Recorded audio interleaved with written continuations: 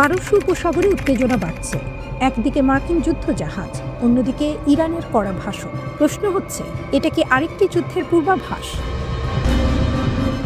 ইরানের সর্বোচ্চ নেতা আয়াতুল্লাহ আলী খামেনি ইসলামী বিপ্লবের বার্ষিকীতে ভাষণ দিয়েছেন। তিনি সারা দেশে হওয়া গণসমাবেশের প্রশংসা করে বলেছেন, ইসলামী প্রজাতন্ত্র আগের চেয়ে আরও শক্তিশালী, আরও শত্রুরা হতাশ। মার্কিন চাপকে তিনি উপহাস করেছেন এবং নতুন যুদ্ধের আশঙ্কা খারিজ করে দিয়েছেন। তার বার্তা পরিষ্কার, ইরান ভয় পায় না। কিন্তু একই সময় আরেকটি ছবি দেখা যাচ্ছে। যুক্তরাষ্ট্র মধ্যপ্রাচ্যে দ্বিতীয় একটি বিমানবাহী রণতরী পাঠানোর প্রস্তুতি নিচ্ছে বলে খবর। যদিও আনুষ্ঠানিক নির্দেশ এখনো দেয়া হয়নি, তবে মার্কিন কর্মকর্তারা বলছেন প্রস্তুতি চলছে। ইতিমধ্যে যুদ্ধবিমান, যুদ্ধজাহাজ এবং বহুস্তরীয় আকাশ প্রতিরক্ষা ব্যবস্থা অঞ্চলটিতে মোতায়েন আছে। আরেকটি ক্যারিবীয় যোগ হলে মার্কিন নৌ উপস্থিতি আরও শক্তিশালী হবে। এখন মূল প্রশ্ন, কেন এই শক্তির প্রদর্শন? কারণ ইরানের পারমাণবিক কর্মসূচি নিয়ে যুক্তরাষ্ট্রের সঙ্গে আলোচনা চলছে, কিন্তু তা খুবই নাজুক অবস্থায়। সামান্য ভুল হিসাব পুরো প্রক্রিয়া ভেঙে দিতে পারে। এই প্রেক্ষাপটে তুরস্ক গুরুত্বপূর্ণ ভূমিকা নিচ্ছে। তুরস্কের পররাষ্ট্রমন্ত্রী হাকান ফিদান ফাইন্যান্সিয়াল টাইমসকে দেয়া সাক্ষাৎকারে বলেছেন, যুক্তরাষ্ট্র ও ইরান দুই পক্ষই আপোষ করতে প্রস্তুত বলে মনে হচ্ছে। তবে তিনি সতর্ক করেছেন, যদি আলোচনা শুধু পারমাণবিক কর্মসূচির বাইরে গিয়ে ইরানের ব্যালিস্টিক ক্ষেপণাস্ত্র কর্মসূচি পর্যন্ত বিস্তৃত করা হয়, তাহলে নতুন যুদ্ধের ঝুঁকি তৈরি হতে পারে। তিনি আরও বলেন, অঞ্চলটি আরেকটি যুদ্ধ সহ্য করতে পারবে না। এমনকি সংঘাত হলেও সরকার পরিবর্তন হবে, এই ধারণাও তিনি নাকচ করেছেন। তার মতে, অবকাঠামো ক্ষতিগ্রস্ত হতে পারে, কিন্তু রাজনৈতিক ব্যবস্থা টিকে থাকবে। একটি গুরুত্বপূর্ণ তথ্যও তিনি জানিয়েছেন, জুন মাসের যুদ্ধের সময় এক রাতে মার্কিন রাজনীতিক মার্কো রুবিও তুরস্ককে ফোন করে সতর্ক করেছিলেন, কয়েক ঘন্টার মধ্যে যে কোনো কিছু ঘটতে পারে। সেই সময় ওমানে যুক্তরাষ্ট্র ইরানের বৈঠকের তারিখ নির্ধারিত ছিল, কিন্তু বৈঠকে বসেছিল আমেরিকানরা আর হামলা চালিয়েছিল ইসরায়েল। এই ঘটনায় দেখায় কত দ্রুত পরিস্থিতি বদলে যেতে পারে। অন্যদিকে মার্কিন ভাইস প্রেসিডেন্ট জেডি ভ্যান্স বলেছেন, যুক্তরাষ্ট্র এখনও কূটনৈতিক সমাধান চায়, কিন্তু যদি চুক্তি না হয় তাহলে আরেকটি বিকল্প টেবিলে আছে। অর্থাৎ সামরিক পদক্ষেপ পুরোপুরি বাতিল হয়নি। তার স্পষ্ট কথা, ইরান যেন কখনো পারমাণবিক অস্ত্র না পায়, সেটাই মূল লক্ষ্য। ইরানও নিজের লাল দাগ টেনে দিয়েছে। ইরানি কর্মকর্তারা সতর্ক করেছেন, বিশেষ করে ইসরায়েলের পক্ষ থেকে কোনো হামলা হলে তার জবাব হবে চূর্ণকারী। তারা বলছে, ইসরায়েলের কোনো পদক্ষেপ মার্কিন সমন্বয় ছাড়া সম্ভব নয়, তাই আক্রমণ হলে জবাবও হবে বড় এবং অনুতাপজনক। ইসরায়েলের প্রধানমন্ত্রী বেনিয়ামিন নেতানিয়াহু যুক্তরাষ্ট্রে গিয়ে প্রেসিডেন্ট ট্রাম্পের সঙ্গে আলোচনা করবেন। তার মতে, ইরানকে নিয়ে আলোচনার কিছু নীতিমালা থাকা উচিত, যা শুধু ইসরায়েলের নয়, পুরো মধ্যপ্রাচ্যের নিরাপত্তার জন্য জরুরি।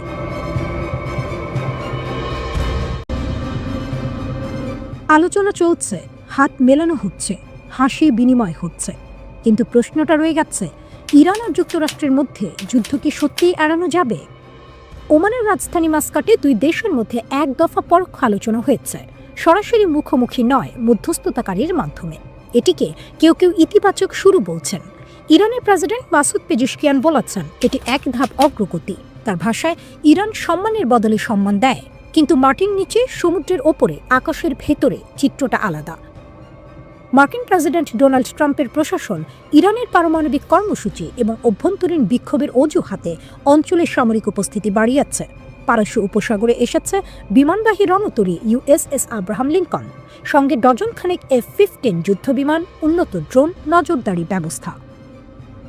এটা কি কেবল চাপ সৃষ্টি নাকি প্রস্তুতি? ইরানের পররাষ্ট্রমন্ত্রী আব্বাস আরাগচি স্পষ্ট করে দিয়েছেন, মার্কিন নৌবহর দেখে তারা ভয় পাচ্ছে না।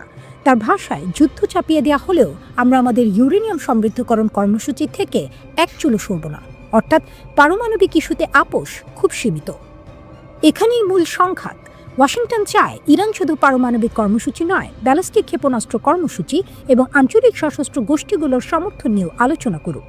ইসরায়েলও একই দাবি তুলছে, কিন্তু তেহরান বলছে, মিসাইল ও প্রতিরক্ষা ইস্যু আলোচনার বাইরে। তাদের যুক্তি, প্রতিরক্ষা সক্ষমতা কোনো দর কষাকষির বিষয় নয়। আরেকদিকে আছে নিষেধাজ্ঞা। ইরান চায় অর্থনৈতিক অবরোধ তুলে নেওয়া হোক, বিনিময়ে তারা পারমাণবিক কর্মসূচিতে কিছু স্বচ্ছতা আনতে পারে। কিন্তু প্রশ্ন, বিশ্বাসের ঘাটতি কি এত সহজে পূরণ হবে? আরাগচির অভিযোগ, যুক্তরাষ্ট্র একদিকে নিষেধাজ্ঞা বজায় রাখছে, সামরিক শক্তি বাড়াচ্ছে, আবার অন্যদিকে আলোচনার প্রস্তাব দিচ্ছে। তার মতে এটি দ্বিমুখী আচরণ। এই অবিশ্বাসই এখন সবচেয়ে বড় বাধা। গত বছর ইসরায়েলের সঙ্গে ইরানের সংক্ষিপ্ত যুদ্ধের পর প্রথমবারের মতো এমন উচ্চ পর্যায়ের আলোচনা হচ্ছে, তাই প্রত্যাশাও বেশি, ঝুঁকিও বেশি। পশ্চিমা দেশগুলো আশঙ্কা করছে ইরান পারমাণবিক বোমা তৈরির দিকে এগোচ্ছে। ইরান তা অস্বীকার করছে। তাদের দাবি তারা আন্তর্জাতিক চুক্তির ভেতরেই কাজ করছে। তাদের মতে আসল শক্তি কোনো বোমা নয়, বরং বড় শক্তির চাপের সামনে না বলার সাহস। এখন কৌশলগত দিকটা দেখুন। পারস্য উপসাগরে মার্কিন নৌবহর, ইরানের মিসাইল ঘাঁটি সক্রিয়, ইসরায়েলি সতর্ক অবস্থানে, একটি ভুল হিসাব, একটি ভুল বার্তা, একটি ড্রোন গুলি করে নামানো, আর তাতেই আগুন ছড়িয়ে যেতে পারে পুরো অঞ্চলে। কিন্তু একই সঙ্গে আরেকটি বাস্তবতা আছে। পূর্ণমাত্রার যুদ্ধ মানে শুধু সামরিক সংঘর্ষ নয়, তেলের দাম বাড়বে, বৈশ্বিক বাজার কাঁপবে, মধ্যপ্রাচ্যে নতুন করে অস্থিরতা তৈরি হবে। যুক্তরাষ্ট্রও জানে দীর্ঘ যুদ্ধের খরচ কতটা ভয়াবহ হতে পারে। ইরানও জানে সরাসরি সংঘাতে তাদের উপর চাপ বাড়বে। তাহলে কি যুদ্ধ অনিবার্য? এই মুহূর্তে তা বলা কঠিন, কারণ দুই পক্ষই একই সঙ্গে দুই বার্তা দিচ্ছে। একদিকে শক্তির প্রদর্শন, অন্যদিকে কূটনীতির দরজা খোলা। ইরান কি শুধু ক্ষেপণাস্ত্র দিয়েই ইসরায়েলকে ধ্বংস করতে পারবে? এই প্রশ্নটাই এখন সবচেয়ে বেশি ঘুরছে আন্তর্জাতিক রাজনীতির আড্ডায়। কারণ একদিকে যুক্তরাষ্ট্র ও ইসরায়েল সামরিক শক্তিতে অনেক এগিয়ে, অন্যদিকে ইরান তৈরি করেছে বিশাল ক্ষেপণাস্ত্র ভান্ডার। তাহলে বাস্তব চিত্রটা কি? প্রথম কথা, ইরান মধ্যপ্রাচ্যে সবচেয়ে বড় ব্যালিস্টিক মিসাইল ভান্ডারের মালিক বলে যুক্তরাষ্ট্রের বিভিন্ন গোয়েন্দা প্রতিবেদনে উল্লেখ আছে। ইরান গত 2 দশকে তাদের ক্ষেপণাস্ত্র প্রযুক্তিতে ব্যাপক বিনিয়োগ করেছে, কারণ তারা জানে আকাশে যুক্তরাষ্ট্র বা ইসরায়েলের মতো আধিপত্য তাদের নেই। তাই তারা ডিটারেন্স বা প্রতিরোধ কৌশল বেছে নিয়েছে, মানে যদি কেউ হামলা করে তার জবাব দেওয়ার মতো শক্তি যেন থাকে। ব্যালিস্টিক মিসাইল আসলে কি? এগুলো রকেট চালিত অস্ত্র, যা অনেক দূর পর্যন্ত গিয়ে লক্ষ্যবস্তুতে আঘাত করতে পারে। এগুলোতে বিস্ফোরক ওয়ারহেড থাকে। ভবিষ্যতে যদি কোনো দেশ পারমাণবিক অস্ত্র বানায়, সেটাও এই ধরনের মিসাইল দিয়ে বহন করা সম্ভব। এই কারণেই পশ্চিমা দেশগুলো ইরানের মিসাইল কর্মসূচিকে বড় হুমকি হিসেবে দেখে। ইরানের কাছে সেজুন নামের একটি ব্যালিস্টিক মিসাইল আছে, যার পাল্লা প্রায় 2000 থেকে 2500 কিলোমিটার পর্যন্ত। এই দূরত্ব ইসরায়েল পর্যন্ত পৌঁছানোর জন্য যথেষ্ট। এছাড়া খোররামশার ও গাদর মডেলের মিসাইলও রয়েছে, যেগুলো রেঞ্জ প্রায় 2000 কিলোমিটার। 2023 সালে ইরান ফাতা-1 নামে একটি হাইপারসনিক মিসাইল উন্মোচনের দাবি করে। হাইপারসনিক মানে শব্দের গতির অন্তত 5 গুণ বেশি। ইরানের দাবি এই মিসাইল ইসরায়েলের আয়রন ডোম বা অন্যান্য প্রতিরক্ষা ব্যবস্থা ফাঁকি দিতে পারে। তবে আন্তর্জাতিক বিশ্লেষকদের মধ্যে এ নিয়ে বিতর্ক আছে। আসলে এটি কতটা কার্যকর তা যুদ্ধক্ষেত্রে প্রমাণিত হয়নি। এবার বড় প্রশ্ন, ইরান কি সত্যিই শুধু ক্ষেপণাস্ত্র দিয়ে ইসরায়েলকে ধ্বংস করতে পারবে? বাস্তবতা হলো পুরো একটি দেশকে শুধু ক্ষেপণাস্ত্র দিয়ে ধ্বংস করা প্রায় অসম্ভব। ইসরায়েলের রয়েছে উন্নত আকাশ প্রতিরক্ষা ব্যবস্থা, আয়রন ডোম, ডেভিড স্লিং, অ্যারো সিস্টেম। এগুলো স্বল্প ও মাঝারি পাল্লার মিসাইল প্রতিরোধে সক্ষম। এছাড়া ইসরায়েলের নিজস্ব বিমান বাহিনী ও পারমাণবিক সক্ষমতা রয়েছে বলে ধারণা করা হয়। অর্থাৎ ইরান বড় ক্ষতি করতে পারে, কিন্তু সম্পূর্ণ ধ্বংস করা এটা বাস্তবসম্মত নয়। একইভাবে ইসরায়েলও ইরানকে পুরোপুরি মুছে ফেলতে পারবে না, কারণ ইরানের আকার বড়, জনসংখ্যা বেশি, আর তাদের প্রতিরক্ষা কাঠামো বিস্তৃত। এবার আসি প্রযুক্তির উৎসে। অনেক পশ্চিমা গবেষণা সংস্থার দাবি ইরানের ক্ষেপণাস্ত্র কর্মসূচি শুরুতে উত্তর কোরিয়ার প্রযুক্তি থেকে প্রভাবিত। কিছু ডিজাইন রাশিয়ার পুরনো সোভিয়েত প্রযুক্তির সাথে মিল পাওয়া যায়। চীনের সঙ্গেও অতীতে প্রযুক্তিগত সহযোগিতার অভিযোগ রয়েছে। তবে গত কয়েক বছরে ইরান নিজস্ব গবেষণা ও উৎপাদন সক্ষমতা অনেক বাড়িয়েছে বলেই তারা দাবি করে। আরেকটি গুরুত্বপূর্ণ বিষয়, ইরান তাদের ক্ষেপণাস্ত্র ঘাঁটিগুলো ভূগর্ভে তৈরি করেছে। পাহাড়ের ভেতরে লুকানো মিসাইল সিটি নিয়ে তারা নিজেই ভিডিও প্রকাশ করেছে। এর উদ্দেশ্য একটাই, শত্রুপক্ষের বিমান হামলা থেকে সুরক্ষা। তাহলে যুক্তরাষ্ট্র ও ইসরায়েল এত চিন্তিত কেন? কারণ যদি কখনো বড় সংঘাত শুরু হয়, ইরান সরাসরি যুক্তরাষ্ট্রের মূল ভূখণ্ডে আঘাত করতে না পারলেও মধ্যপ্রাচ্যে থাকা মার্কিন ঘাঁটি ও ইসরায়েলের শহরগুলো লক্ষ্যবস্তু হতে পারে। এতে আঞ্চলিক যুদ্ধ দ্রুত ছড়িয়ে পড়ার ঝুঁকি থাকে। মধ্যপ্রাচ্যের আকাশে আবারও উত্তেজনার কালো মেঘ। প্রশ্ন একটাই, যদি যুক্তরাষ্ট্র ইরানে হামলা চালায় তাহলে কি হবে? ইরান এবার সরাসরি বার্তা দিয়েছে। তেহরান বলছে ওয়াশিংটন যদি ইরানের মাটিতে আঘাত হানে তাহলে মধ্যপ্রাচ্যে থাকা মার্কিন সামরিক ঘাঁটিগুলো নিরাপদ থাকবে না। কাতার ভিত্তিক সংবাদ মাধ্যম আল জাজিরাকে দেয়া এক সাক্ষাৎকারে এমন হুঁশিয়ারি দিয়েছেন ইরানের পররাষ্ট্রমন্ত্রী আব্বাস আরাঘচি। তিনি স্পষ্ট ভাষায় বলেছেন, যুক্তরাষ্ট্র হামলা চালালে ইরান আমেরিকার মূল ভূখণ্ডে আঘাত করার পরিকল্পনা করছে না, কিন্তু মধ্যপ্রাচ্যে থাকা মার্কিন ঘাঁটিগুলোই হবে পাল্টা প্রতিক্রিয়ার লক্ষ্য। অর্থাৎ সংঘাত হলে যুদ্ধের আগুন সীমাবদ্ধ থাকবে এই অঞ্চলের মধ্যেই। সাক্ষাৎকারের গুরুত্বপূর্ণ অংশ তিনি নিজের সরকারি টেলিগ্রাম চ্যানেলেও প্রকাশ করেছেন। এখন প্রশ্ন হচ্ছে, ইরান কেন এমন কথা বলছে? কারণ বর্তমান পরিস্থিতিতে যুক্তরাষ্ট্র ও ইরানের সম্পর্ক আবারও উত্তপ্ত হয়ে উঠেছে। পারমাণবিক কর্মসূচি নিয়ে দুই দেশের মধ্যে দীর্ঘদিন ধরে টানাপোড়েন চলছে। সাক্ষাৎকারে আরাঘচি পারমাণবিক ইস্যু নিয়েও কথা বলেছেন। তার দাবি, পারমাণবিক সমৃদ্ধকরণ ইরানের অখণ্ড অধিকার, এটি কোনোভাবেই বন্ধ করা হবে না। তিনি বলেন, বোমা বর্ষণ করেও ইরানের সক্ষমতা ধ্বংস করা যায়নি। অর্থাৎ ইরান দেখাতে চাইছে চাপ বা হামলা দিয়ে তাদের প্রযুক্তিগত অগ্রগতি থামানো সম্ভব নয়। তবে এখানেই আরেকটি গুরুত্বপূর্ণ দিক আছে। আরাঘচি বলেছেন, যুক্তরাষ্ট্রের সঙ্গে একটি স্বস্তিজনক চুক্তিতে পৌঁছাতে ইরান প্রস্তুত।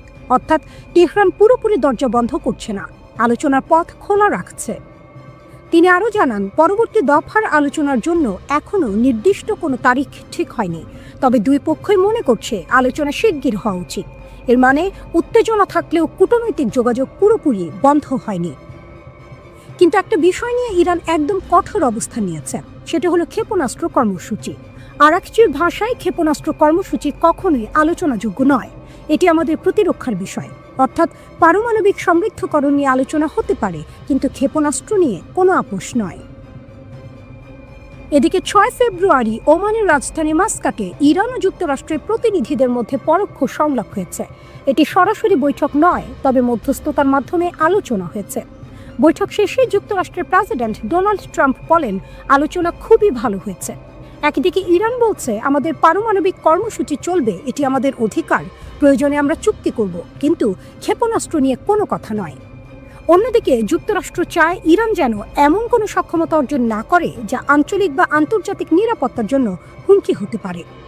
সবচেয়ে গুরুত্বপূর্ণ বিষয় হলো, ইরান সরাসরি বলছে, আমরা আমেরিকার মূল ভূখণ্ডে হামলা করব না, কিন্তু মধ্যপ্রাচ্যে থাকা মার্কিন ঘাঁটি আঘাতের বাইরে নয়।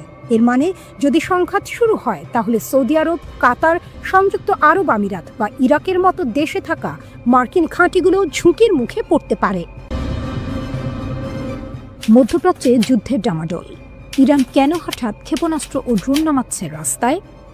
মধ্যপ্রাচ্যে আবার যুদ্ধের গন্ধ।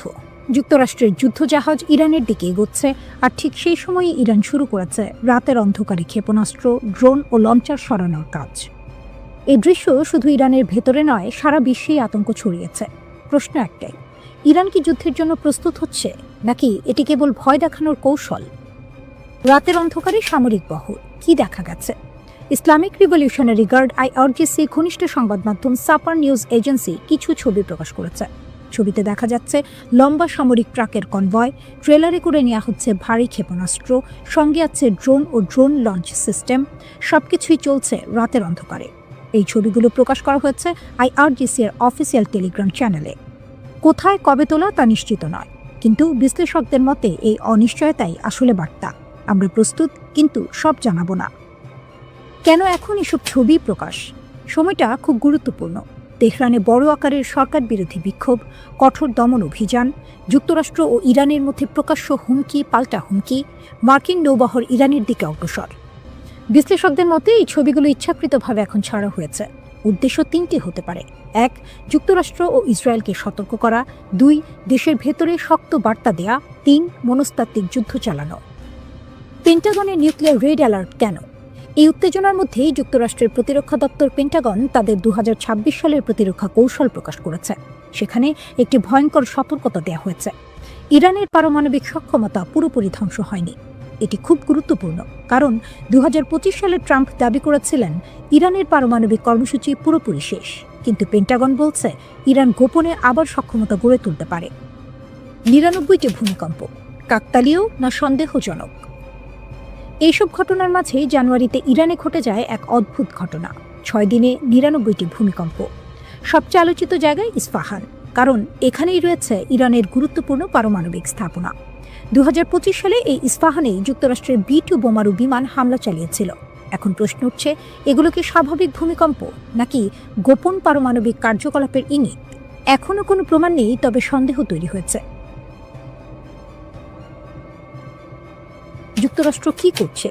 ডোনাল্ড ট্রাম্প নিজেই বলেছেন, আমাদের অনেক জাহাজ সেদিকে যাচ্ছে, বিশাল এক বহর, হয়তো ব্যবহার করতে হবে না, কিন্তু আমরা নজর রাখছি। ইরানের ড্রোন প্রদর্শন, বার্তা স্পষ্ট। 22 জানুয়ারি ইরান পালন করেছে ডে অফ দ্য গার্ডিয়ান।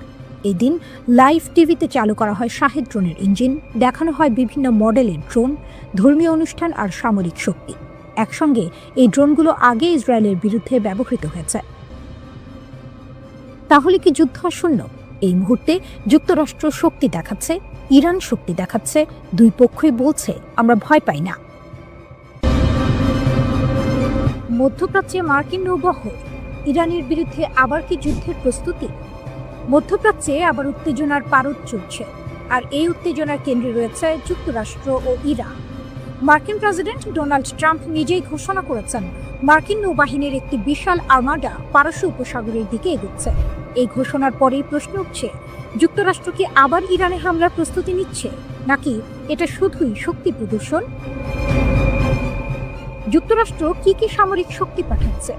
মার্কিন কর্মকর্তাদের মতে যুক্তরাষ্ট্র এখন মধ্যপ্রাচ্যে পাঠাচ্ছে একটি এয়ারক্রাফট ক্যারিয়ার স্ট্রাইক গ্রুপ, আধুনিক যুদ্ধ জাহাজ, ক্ষেপণাস্ত্র প্রতিরক্ষা ব্যবস্থা। এই বহরের নেতৃত্বে রয়েছে USS Abraham Lincoln aircraft carrier. এই জাহাজটি মূলত দক্ষিণ চীন সাগরের দিকে যাচ্ছিল, কিন্তু হঠাৎ করেই দিক বদলে মধ্যপ্রাচ্যের দিকে পাঠানো হয়। এই ক্যারিয়ার গ্রুপে আছে আর্লেস বার্ক ক্লাস ডেস্ট্রয়ার, যেগুলোতে রয়েছে টমাহক ক্রুইজ মিসাইল, যা ইরানের ভেতরে অনেক গভীর লক্ষ্যবস্তুতে আঘাত হানতে সক্ষম। এছাড়া এসব জাহাজে রয়েছে এইজিস কমব্যাট সিস্টেম, যা ব্যালিস্টিক ও ক্রুজ মিসাইল প্রতিরোধে ব্যবহৃত হয়। ট্রাম্প কি বলছেন? ট্রাম্প সরাসরি বলেছেন, আমরা ইরানের দিকে নজর রাখছি, অনেক জাহাজ সেই দিকে যাচ্ছে, হয়তো ব্যবহার করতে হবে না, কিন্তু প্রস্তুত থাকা জরুরি। অর্থাৎ বার্তা পরিষ্কার, যুদ্ধ না হলেও যুদ্ধের প্রস্তুতি পুরোপুরি।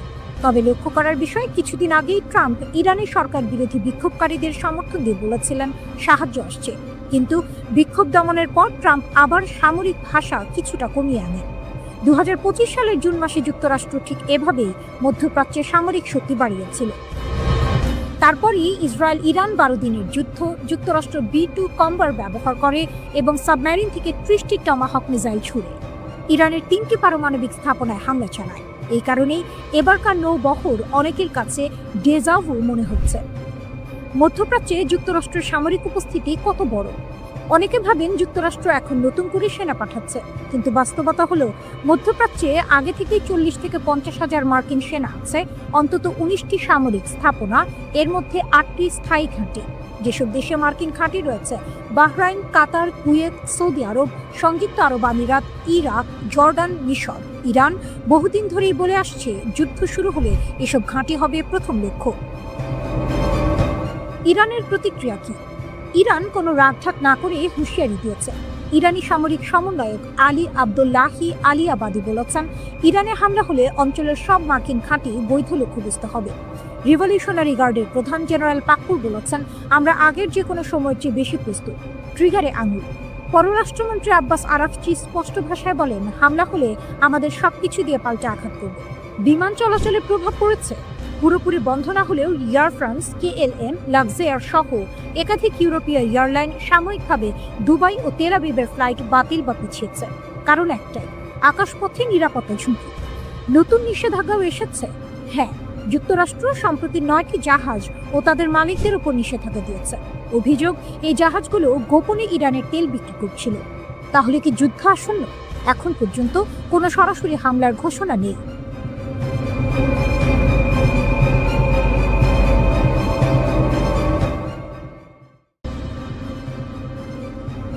মধ্যপ্রাচ্যের সমুদ্র আবারও অস্থির। ঢেউয়ের শব্দের সঙ্গে মিশে যাচ্ছে যুদ্ধজাহাজের ইঞ্জিনের গর্জন। রাডারের পর্দায় জ্বলে উঠছে সতর্কতার লাল সংকেত। আকাশে নজরদারি ড্রোন, ডেকে প্রস্তুত ক্ষেপণাস্ত্র। লক্ষ্য একটাই, ইরান।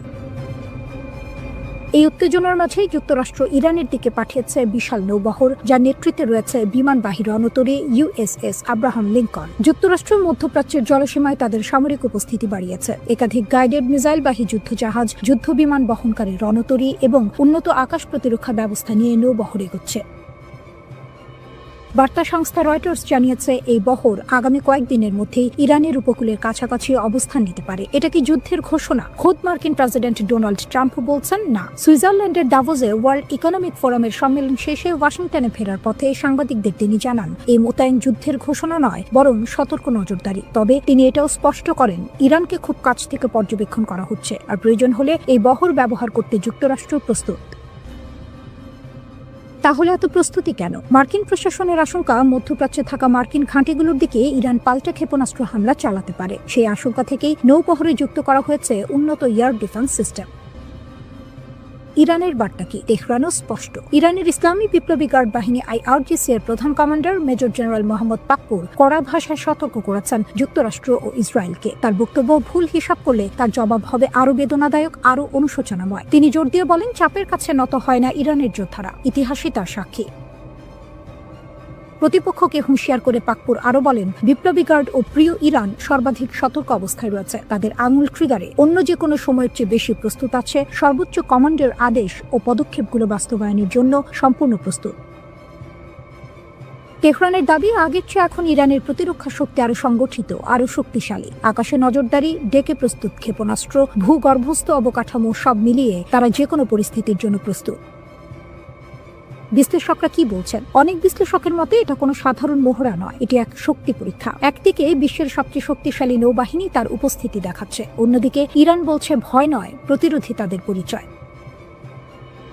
একদিকে ওয়াশিংটন বলছে নজরদারি, অন্যদিকে তেহরান বলছে প্রতিরোধ। দুই পক্ষই নিজেদের অবস্থান শক্ত করছে। মধ্যপ্রাচ্যের জলসীমা এখন কি দেখছে? একদিকে যুদ্ধ জাহাজের বহর, অন্যদিকে সতর্কবার্তা। সমুদ্র যেন সাক্ষী, এটি শুধু অস্ত্রের লড়াই নয়, এটি মনস্তাত্ত্বিক লড়াই। কে কাকে ভয় দেখাতে পারে, কে শেষ পর্যন্ত ঠান্ডা মাথায় থাকবে, সেই পরীক্ষা চলছে।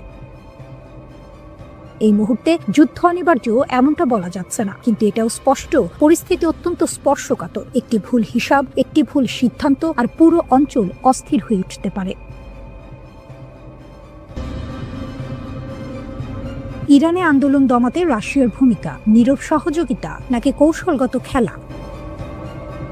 ইরানি সরকার বিরোধী আন্দোলন যখন তীব্র আকার ধারণ করে, তখন আন্তর্জাতিক সংবাদ মাধ্যমে একটি প্রশ্ন ঘুরপাক খেতে থাকে, এই আন্দোলন দমাতে কি রাশিয়া গুরুত্বপূর্ণ ভূমিকা পালন করেছে? আর যদি করে থাকে, তাহলে যুক্তরাষ্ট্র ও ইসরায়েলের চোখ ফাঁকি দিয়ে মস্কো কিভাবে তেহরানকে সাহায্য করল? ইরানকে ঘিরে যুক্তরাষ্ট্র ও ইসরায়েল বহুদিন ধরেই চাপ তৈরি করে আসছে। মার্কিন প্রেসিডেন্ট ডোনাল্ড ট্রাম্প প্রকাশ্যেই ইরানের অর্থনৈতিক সংকট, বেকারত্ব এবং আন্দোলনকে হাতিয়ার বানিয়ে খামেনির শাসন ব্যবস্থা পতনের কথা বলেছেন। আন্দোলনের সময় ট্রাম্পের একের পর এক মন্তব্য অনেক বিশ্লেষকের চোখে সরাসরি উস্কানি। কিন্তু বাস্তবে কি হলো? 3 সপ্তাহের বেশি সময় ধরে চলা আন্দোলনের পর ইরানের পরিস্থিতি ধীরে ধীরে নিয়ন্ত্রণে আসে। ব্রিটিশ বার্তা সংস্থা রয়টার্স 16 জানুয়ারি জানায়, তেহরানের জনজীবনে স্বাভাবিকতা ফিরতে শুরু করেছে। ব্যাপক গ্রেপ্তার আর কড়া আইনশৃঙ্খলা ব্যবস্থার মাধ্যমে সরকার আন্দোলন অনেকটাই দমন করতে সক্ষম হয়েছে। এখানেই আসে আরেকটি গুরুত্বপূর্ণ প্রশ্ন, ইন্টারনেট কিভাবে আন্দোলন দমনের হাতিয়ার হয়ে উঠল? আন্দোলনের সময় ইরান সরকার ইন্টারনেট বন্ধ করে দেয়, তবে এই সুযোগে ট্রাম্পের ঘনিষ্ঠ ব্যবসায়ী ইলন মাস্ক তার মালিকানাধীন স্টারলিংক স্যাটেলাইট ইন্টারনেট ইরানিদের জন্য উন্মুক্ত করার ঘোষণা দেন, এমনকি বিনা খরচে সেবা দেওয়ার কথাও বলেন। কিন্তু বাস্তবে এই উদ্যোগ খুব একটা কাজে আসেনি। বিজনেস স্ট্যান্ডার্ড জানায়, স্টারলিংক ঠেকাতে ইরান ব্যবহার করেছে রাশিয়ার দেয়া বিশেষ প্রযুক্তি। এক ধরনের জ্যামার ব্যবহার করে স্টারলিংকের আপলিংক ও ডাউনলিংকের প্রায় 80% ট্রাফিক অকার্যকর করে ফেলে ইরান। ফলে ইন্টারনেট সরবরাহে বড় বাধার মুখে পড়ে মাস্কের উদ্যোগ। এখানেই স্পষ্ট হয় রাশিয়ার নীরব কিন্তু কার্যকর ভূমিকা।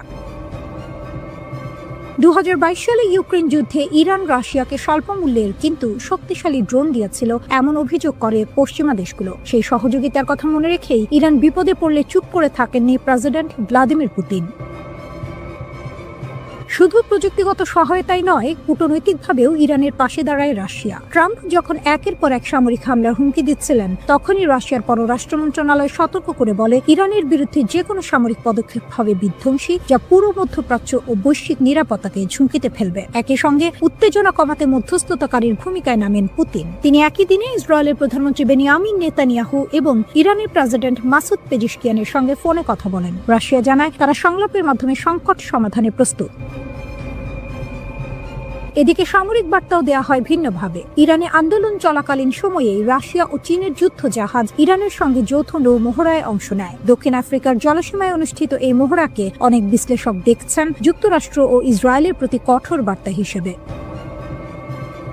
সবচেয়ে গুরুত্বপূর্ণ বিষয় হলো 2025 সালের জানুয়ারিতে রাশিয়া ও ইরানের মধ্যে একটি 20 বছর মেয়াদী কৌশলগত চুক্তি হয়। এই চুক্তির আওতায় রাশিয়া ইরানকে সামরিক, অর্থনৈতিক ও কৌশলগত সহায়তা দেবে, এমনকি যুক্তরাষ্ট্রের নিষেধাজ্ঞা উপেক্ষা করেও। সব মিলিয়ে বলা যায়, পুতিনের কৌশল ছিল বহুস্তর বিশিষ্ট প্রযুক্তি, কূটনীতি, সামরিক মহড়া আর দীর্ঘমেয়াদী চুক্তি। এর ফলেই আয়াতুল্লাহ খামেনির নেতৃত্বাধীন সরকার আন্দোলন দমন করে অনেকটা নিয়ন্ত্রণ ফিরিয়ে আনতে পেরেছে। ইরানের সবচেয়ে শক্তিশালী সামরিক বাহিনী Islamic Revolutionary Guard Corps IRGC একটি ভয়ঙ্কর হুমকি দিয়েছে। তাদের ঘনিষ্ঠ একটি টেলিগ্রাম চ্যানেলে দাবি করা হয়েছে, কাতারে মার্কিন সামরিক কমান্ডাররা কোথায় লুকিয়ে আছেন সেই জায়গা তারা চিহ্নিত করে ফেলেছে। কাতারের গোপন অবস্থান নিয়ে কি দাবি? ওই পোস্টে বলা হয়, যুক্তরাষ্ট্রের সেন্টকম এর শীর্ষ কর্মকর্তারা কাতারের বিখ্যাত আল উদেইদ বিমান ঘাঁটি ছেড়ে গোপনে দোহা শহরের একটি বিলাসবহুল হোটেলে আশ্রয় নিয়েছেন। বার্তাটি ছিল স্পষ্ট এবং হুমকিমূলক, 5 তারকা হোটেলের দেয়ালও নিরাপত্তা দিতে পারবে না। এর মানে ইরান পরিষ্কার করে জানাতে চাইছে, আমেরিকান সেনারা যেখানে থাকুক তারা ইরানের নিশানার বাইরে নয়। আল উদেইদ এয়ারবেস কেন এত গুরুত্বপূর্ণ? কাতারের আল উদেইদ বিমান ঘাঁটি হচ্ছে মধ্যপ্রাচ্যে যুক্তরাষ্ট্রের সবচেয়ে বড় সামরিক ঘাঁটি। এখানে প্রায় 10,000 মার্কিন সেনা অবস্থান করে। এই ঘাঁটি থেকে পরিচালিত হয় পুরো মধ্যপ্রাচ্যের জন্য US সেন্ট্রাল কমান্ড, মার্কিন বিমান বাহিনীর আঞ্চলিক সদর দপ্তর, ব্রিটিশ রয়্যাল এয়ারফোর্সের গুরুত্বপূর্ণ ইউনিট। অর্থাৎ এই ঘাঁটি মানে আমেরিকার যুদ্ধের মস্তিষ্ক। হঠাৎ সেনা সরানোর কারণ কি?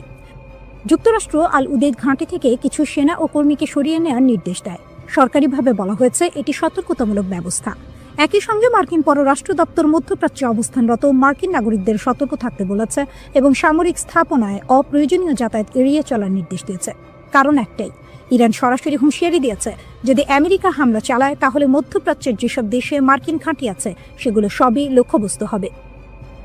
ট্রাম্প কি পিছু হচ্ছেন? এই উত্তেজনার মধ্যেই মার্কিন প্রেসিডেন্ট ডোনাল্ড ট্রাম্প কিছুটা নরম সুরে কথা বলেছেন।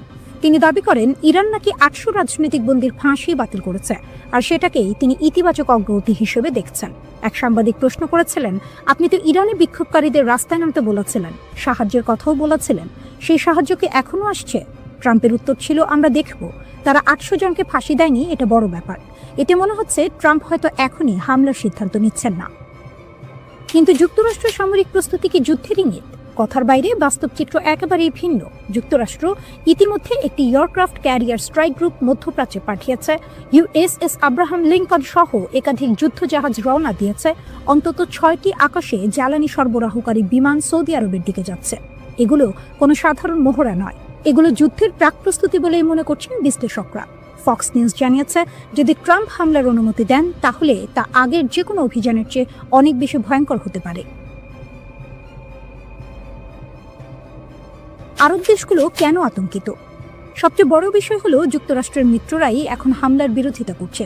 সৌদি আরব, কাতার, ওমান সবাই ওয়াশিংটনকে বলছে পিছিয়ে যান, না হলে পুরো মধ্যপ্রাচ্য জ্বলে উঠবে।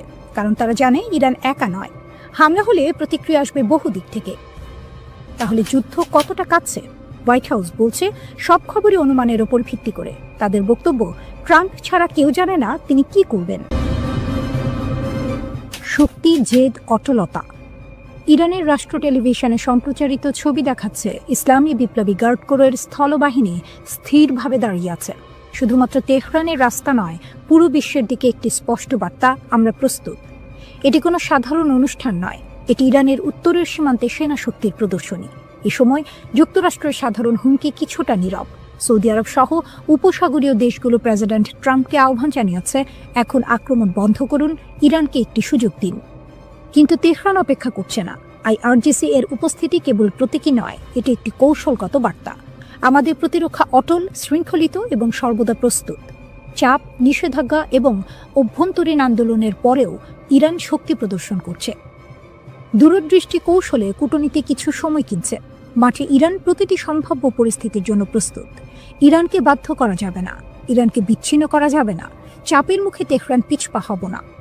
ওয়াশিংটন পরিকল্পনা পুনর্মূল্যায়ন করছে, উপসাগরীয় রাজধানীগুলো সতর্ক করছে, আর তেহরান রাজনৈতিক, সামরিক ও মানসিকভাবে প্রস্তুত। আমরা আপনাদের অবিলম্বে প্রত্যাহার করতে বলছি, এক পা এগোতে দেবেন না। যদি আমরা সত্যিই শুরু করি, শান্তি আলোচনা হবে না।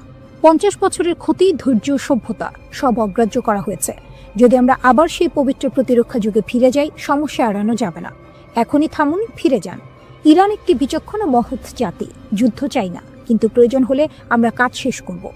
সৌদি আরব, সংযুক্ত আরব আমিরাত, বাহরাইন, কাতার, তুরস্ক, ইরাকের সঙ্গে সম্পর্ক রাখব, কিন্তু এ অঞ্চলে কোনো মার্কিন ঘাঁটি নিরাপদ থাকবে না। ট্রাম্প যত এগোবেন, পরিস্থিতি তত খারাপ হবে। এই সময় যুক্তরাষ্ট্র মধ্যপ্রাচ্যে বিমান বাহিনী পাঠাচ্ছে। ট্রাম্পের আক্রমণ ঘড়ির কাঁটায়। USS আব্রাহাম লিঙ্কন এগোচ্ছে। মধ্যপ্রাচ্যে এক নতুন ভূমিকম্প আসতে চলেছে। একটি ভুল পদক্ষেপ বিশ্বযুদ্ধের মতো পরিস্থিতি তৈরি করতে পারে। যুক্তরাষ্ট্রের সামরিক শক্তি প্রদর্শিত হচ্ছে। কমপক্ষে একটি এয়ারক্রাফট ক্যারিয়ার স্ট্রাইক গ্রুপ উপসাগরে পাঠানো হয়েছে। প্রতিবাদ ভেঙে পড়া তেহরানকে লক্ষ্য করে হামলা পরিকল্পিত। 6টি স্ট্র্যাটো ট্যাঙ্কার সৌদি আরবের দিকে যাচ্ছিল। একই সময়ে কাতারের আল উদেদ বিমান ঘাঁটি থেকে কিছু মার্কিন কর্মী সরানো হচ্ছে। এটি ছিল গত বছরের প্রতিশোধের মতোই সম্ভাব্য লক্ষ্য। ইরান বারবার সতর্ক করেছে যে কোনো মার্কিন হস্তক্ষেপ উপসাগরের ঘাঁটিতে হামলা করবে। এক ভুল হিসাব পুরো অঞ্চলকে যুদ্ধের দিকে ঠেলে দিতে পারে। প্রেস সেক্রেটারি কারেন লেভিট বললেন, ট্রাম্প পরিস্থিতি ঘনিষ্ঠভাবে পর্যবেক্ষণ করছেন। 800 জনের জীবন বাঁচানো হয়েছে। তিনি সব বিকল্প উন্মুক্ত রেখেছেন। ট্রাম্পও নিজেই জানিয়েছেন, নিষ্পত্তি নিশ্চিত নয়, পরিস্থিতি চলমান, আমরা দেখব। পাশাপাশি সৌদি আরব, কাতার এবং ওমান যুক্তরাষ্ট্রকে সতর্ক করছে। আক্রমণ পুরো অঞ্চলকে অস্থির করতে পারে। আল উদেদ ঘাঁটির সতর্কতা স্তর কমেছে। বিমান এবং কর্মীরা ধীরে ধীরে ফিরে আসছে। এই আন্দোলন ইরানের নেতৃত্বের জন্য সবচেয়ে বড় চ্যালেঞ্জ। অর্থনৈতিক অসন্তোষ থেকে শুরু হওয়া প্রতিবাদ দেশের সর্বত্র ছড়িয়ে পড়ে। ইরান বলছে, বাইরে থেকে প্রভাবিত করা হয়েছে ট্রাম্পকে যুদ্ধের ফাঁদে ফেলার জন্য। সিনেটর লিন্ডসে গ্রাহাম বলছেন, ট্রাম্প এখনও শক্তিশালী পদক্ষেপের জন্য প্রস্তুত। বিক্ষোভে জ্বলছে ইরান, হুমকি দিচ্ছেন ট্রাম্প। কিন্তু যুক্তরাষ্ট্র কি সত্যিই হামলা চালাতে পারবে? ভেনেজুয়েলার প্রেসিডেন্ট নিকোলাস মাদুরোর পতনের পর যুক্তরাষ্ট্রের প্রেসিডেন্ট ডোনাল্ড ট্রাম্প এবার দৃষ্টি ঘুরিয়েছেন ইরানের দিকে। 13 জানুয়ারি ট্রাম্প স্পষ্ট ভাষায় হুঁশিয়ারি দেন, ইরান যদি বিক্ষোভকারীদের হত্যা বন্ধ না করে, তবে বড় মূল্য দিতে হবে। তিনি সরাসরি ইরানের জনগণকে উদ্দেশ্য করে বলেন, প্রতিবাদ চালিয়ে যাও, সাহায্য আসছে। এই বক্তব্য অনেকের মনে প্রশ্ন তুলেছে, যুক্তরাষ্ট্র কি ইরানে ভেনেজুয়েলার মতো কোনো অভিযান চালাতে চায়? ইরান কেন ভেনেজুয়েলা নয়? এই প্রশ্নের উত্তর বুঝতে হলে আগে ভেনেজুয়েলার পরিস্থিতি দেখতে হবে। ভেনেজুয়েলার পতনের অন্যতম কারণ ছিল দেশটির দুর্বল ও প্রায় অচল বিমান প্রতিরক্ষা ব্যবস্থা। রাশিয়ার দেয়া S-300VM ও BUK M2E সিস্টেম ঠিকভাবে রক্ষণাবেক্ষণ করা হয়নি। অনেক রাডার বছরের পর বছর কাজই করছিল না। ফলে যুক্তরাষ্ট্র খুব সহজেই কারাকাসের আকাশে বিশেষ বাহিনী নামাতে পেরেছিল। কিন্তু ইরান সম্পূর্ণ ভিন্ন একটি বাস্তবতা। ইরানের শক্তিশালী প্রতিরক্ষা দেয়াল। ইরান বহু বছর ধরে সম্ভাব্য হামলার জন্য প্রস্তুতি নিচ্ছে। আজ ইরানের কাছে রয়েছে রাশিয়ার S-300 ও আধুনিক S-400, চীনের HQ-9B দীর্ঘপাল্লার ক্ষেপণাস্ত্র, নিজস্ব তৈরি বাভার 373 এয়ার ডিফেন্স সিস্টেম। ইরানি সংসদ সদস্য আবুল ফজল জোরাভান্দ জানিয়েছেন, রাশিয়ার MiG-29 ইতিমধ্যে এসেছে, Su-35 আসছে পথে। চীন ও রাশিয়া বিপুল সংখ্যক এয়ার ডিফেন্স সিস্টেম সরবরাহ করছে। HQ-9B ক্ষেপণাস্ত্র রেঞ্জ প্রায় 300 কিলোমিটার। বাভার 373 এর রেঞ্জও 300 কিলোমিটারের বেশি বলে দাবি করা হয়। 2025 সালের যুদ্ধে ইসরায়েলের হামলার পর ইরান এই প্রতিরক্ষা আরও শক্ত করেছে। ক্ষেপণাস্ত্র শক্তি ইরানের সবচেয়ে বড় হাতিয়ার। ইরানের কাছে প্রায় 2000 ব্যালিস্টিক ক্ষেপণাস্ত্র রয়েছে বলে ধারণা করা হয়। অনেক ক্ষেপণাস্ত্র ঘাঁটি পাহাড়ের গভীরে লুকানো, যেগুলো ধ্বংস করা প্রায় অসম্ভব। ইরানের রিভলিউশনারি গার্ড বলছে, তারা এখন যে কোনো যুদ্ধের জন্য সর্বোচ্চ প্রস্তুত। যুক্তরাষ্ট্রের সীমাবদ্ধতা। 2025 সালের মতো পরিস্থিতি এখন নেই। এই মুহূর্তে উপসাগরে কোনো মার্কিন এয়ারক্রাফট ক্যারিয়ার নেই। USS গার্ল্যান্ড আর ফোর্ড পাঠানো হয়েছে ক্যারিবিয়ানে। USS নিমেটস রয়েছে নিজ দেশে। ইরানে হামলা চালাতে হলে যুক্তরাষ্ট্রকে কাতার, বাহরাইন, সৌদি আরব, সংযুক্ত আরব আমিরাত বা ইরাকের ঘাঁটির ওপর নির্ভর করতে হবে। কিন্তু ইরান আগেই সতর্ক করে দিয়েছে এই দেশগুলোর ঘাঁটিও হামলার লক্ষ্য হবে। এই অঞ্চলে যুক্তরাষ্ট্রের প্রায় 40,000 সেনা রয়েছে। যে কোনো হামলায় তারা বড় ঝুঁকিতে পড়বে। B2 বোমারু বিমান দিয়ে দূর থেকে হামলা সম্ভব হলেও তা অতিরিক্ত ধ্বংসাত্মক এবং রাজনৈতিকভাবে বিপজ্জনক। সবচেয়ে গুরুত্বপূর্ণ বিষয়, ট্রাম্প স্পষ্ট করে বলেছেন মাটিতে সেনা নামানো হবে না। খামেনিকে হত্যা বা আটক কতটা বাস্তব? ভেনেজুয়েলার মতো করে ইরানের সর্বোচ্চ নেতা আয়াতুল্লাহ আলী খামেনিকে আটক করা প্রায় অসম্ভব। ইরান ভৌগোলিকভাবে বিশাল, দেশটি বহু স্তরের প্রতিরক্ষার ভেতরে আবদ্ধ। খামেনিকে হত্যা করা তুলনামূলক সহজ হতে পারে, কিন্তু সেটি ভয়াবহ যুদ্ধ ডেকে আনবে। এমনকি ইরান আগেই উত্তরসূরি পরিকল্পনা তৈরি করে রেখেছে। ট্রাম্প প্রকাশ্যে কঠোর কথা বলছেন, হুমকি দিচ্ছেন, ইরানের জনগণকে সাহস দিচ্ছেন, কিন্তু বাস্তবে যুক্তরাষ্ট্রের বিকল্প খুব সীমিত। ইরানের শক্তিশালী প্রতিরক্ষা, চীন রাশিয়ার সমর্থন এবং মধ্যপ্রাচ্যে যুদ্ধ ছড়িয়ে পড়ার ভয় সব মিলিয়ে ওয়াশিংটনের সামনে রাস্তা খুবই সংকীর্ণ। হুমকি দেওয়া সহজ, কিন্তু ইরানে হামলা চালানো তা অনেক বেশি কঠিন। অনেক সময় যুদ্ধ ট্যাঙ্ক আর মিসাইল দিয়ে শুরু হয় না, যুদ্ধ শুরু হয় ইন্টারনেট দিয়ে। ইরান ও আমেরিকার চলমান চরম উত্তেজনার মধ্যে ঠিক এমনই এক প্রযুক্তিগত যুদ্ধ শুরু হয়েছিল। সামরিক আগ্রাসনের আগেই এই যুদ্ধে বড় ধাক্কা খায় যুক্তরাষ্ট্র। এই যুদ্ধে ওয়াশিংটন তাদের সবচেয়ে শক্তিশালী অস্ত্র হিসেবে মাঠে নামায় বিশ্বের শীর্ষ ধনী এলন মাস্ককে। পরিকল্পনাটা ছিল পরিষ্কার। ইরানে চলমান সরকার বিরোধী বিক্ষোভের সময় যখন আন্দোলন ছড়িয়ে পড়তে শুরু করে, তখন ইরান সরকার দেশ জুড়ে ইন্টারনেট ব্ল্যাকআউট জারি করে। উদ্দেশ্য একটাই, আন্দোলনকারীরা যেন অনলাইনে সংগঠিত হতে না পারে। আর ঠিক সেই মুহূর্তে ডিজিটাল নায়ক হয়ে হাজির হন এলন মাস্ক। ওয়াশিংটনের সবুজ সংকেত পেয়ে তিনি ঘোষণা দেন ইরানে স্টারলিংক স্যাটেলাইট ইন্টারনেট চালু করা হবে। আমেরিকার ধারণা ছিল ইরান সরকার ব্রডব্যান্ড, মোবাইল ডেটা বন্ধ করলেও আকাশ থেকে আসা স্যাটেলাইট সিগন্যাল তারা থামাতে পারবে না। অর্থাৎ তেহরানের সেন্সরশিপের দেয়াল ভাঙতে স্টারলিংককে অস্ত্র হিসেবে ব্যবহার করা হবে। অনেকেই ভেবেছিলেন ইরানের মতো একটি দেশের পক্ষে আধুনিক স্যাটেলাইট ইন্টারনেট ঠেকানো সম্ভব নয়। কিন্তু এখানেই সবাই ভুল করেছিল। ইরান শুধু প্রস্তুতি ছিল না, তারা দেখিয়ে দিয়েছে প্রযুক্তিগত যুদ্ধে তারা কতটা এগিয়ে। ইরান সরকার কেবল ফিজিক্যাল ইন্টারনেট বন্ধ করেই থেমে থাকেনি, বরং তারা সরাসরি স্টারলিংক সিস্টেমকে অচল করে দেয়। কিভাবে? উত্তরটা হলো ইলেকট্রনিক ওয়ারফেয়ার। ইরানের সামরিক বাহিনী নির্দিষ্ট এলাকায় স্টারলিংকের ব্যবহৃত ফ্রিকোয়েন্সি জ্যাম করে দেয়। এর ফলে স্যাটেলাইট আকাশে থাকলেও মাটিতে থাকা টার্মিনালগুলো সিগন্যাল রিসিভ করতে পারেনি। স্টারলিংক চালাতে যে ডিশ বা টার্মিনাল দরকার, সেগুলো যখনই সিগন্যাল পাঠানোর চেষ্টা করেছে, ইরানের রেডিও ফ্রিকোয়েন্সি ট্র্যাকিং সিস্টেম সেগুলো শনাক্ত করে ফেলেছে। অর্থাৎ কে কোথায় স্টারলিংক ব্যবহার করছে তা ইরান আগেই বুঝে গেছে। ফলে শুধু ব্যবহারকারীরাই নয়, এই ঘটনায় অপ্রস্তুত হয়ে পড়ে আমেরিকাও।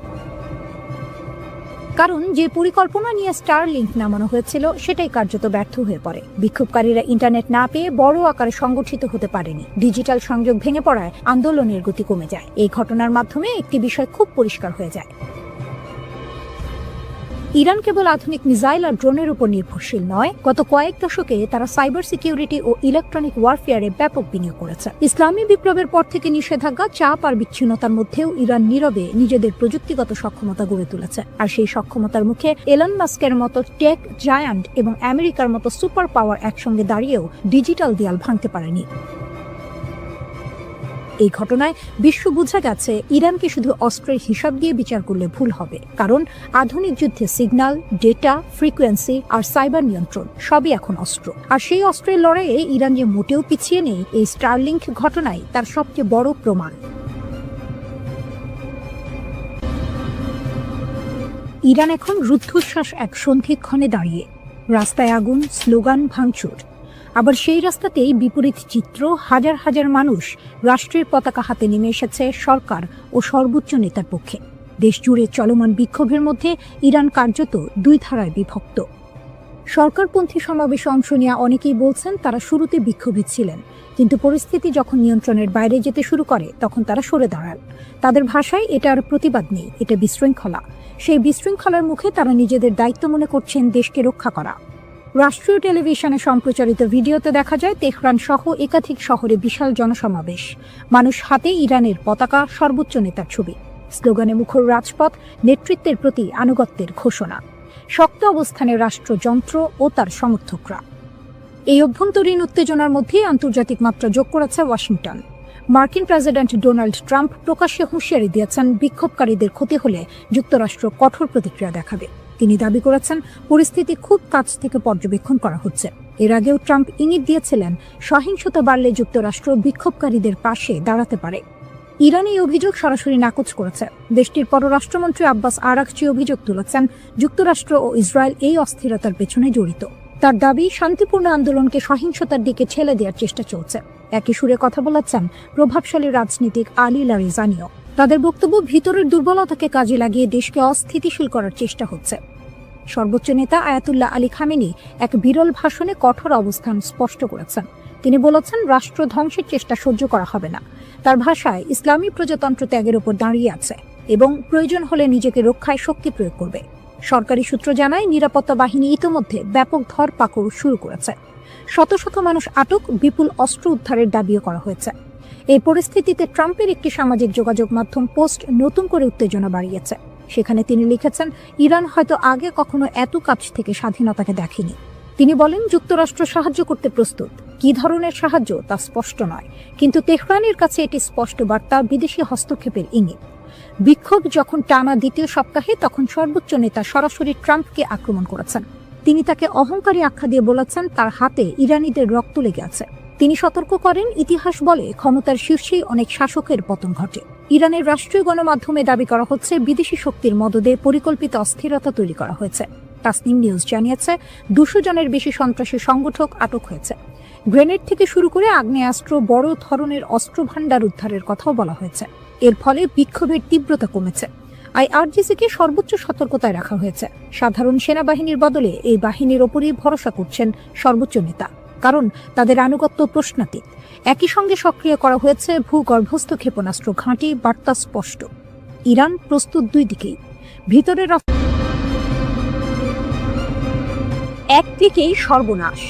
ইরান যেভাবে ইসরায়েলিদের জালে ফাঁসালো, একটা বেনামি মেসেজ, একটা টেলিগ্রাম লিঙ্ক আর লোভনীয় অর্থের হাতছানি, এভাবেই ইরান ইসরায়েলের মাটিতে তাদের গুপ্তচর বৃত্তির জাল বিছিয়েছিল।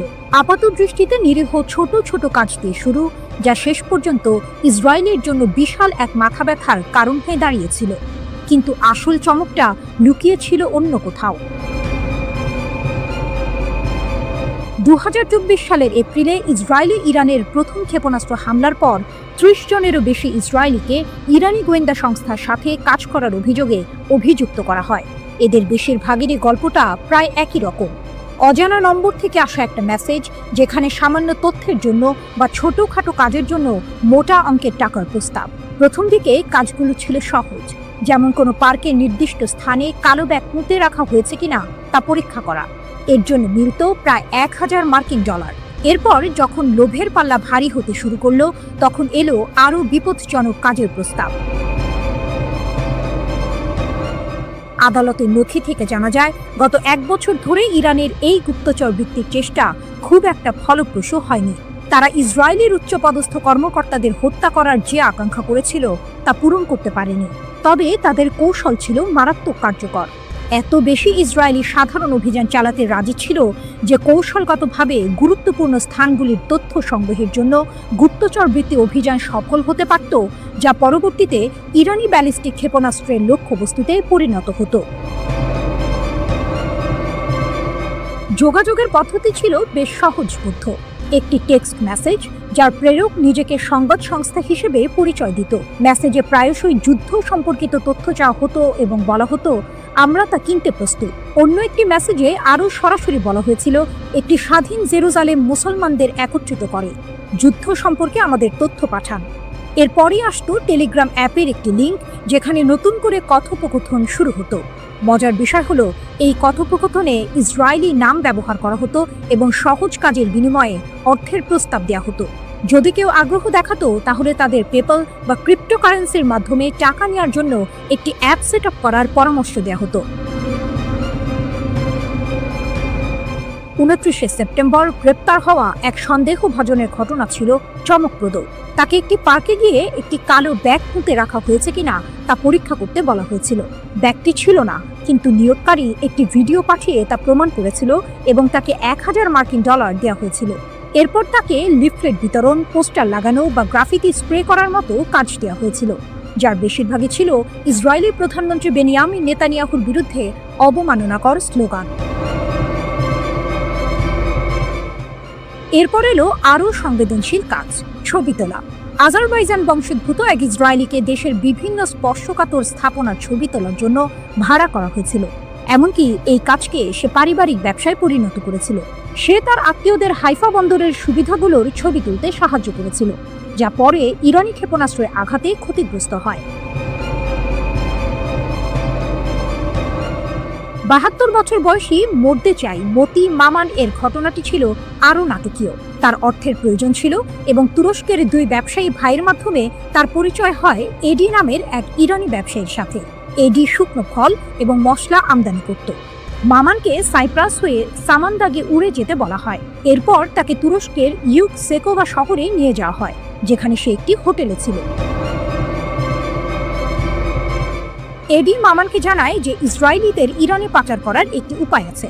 মামান রাজি হয় এবং একটি ট্রাকে লুকিয়ে ইরানে প্রবেশ করে। সেখানে এডি এবং একজন দ্বিতীয় ইরানি কর্মকর্তা মামানের সাথে একটি বিলাসবহুল হোটেলে দেখা করে এবং ৩টি কাজের জন্য তাকে হাজার হাজার ডলারের প্রস্তাব দেয়।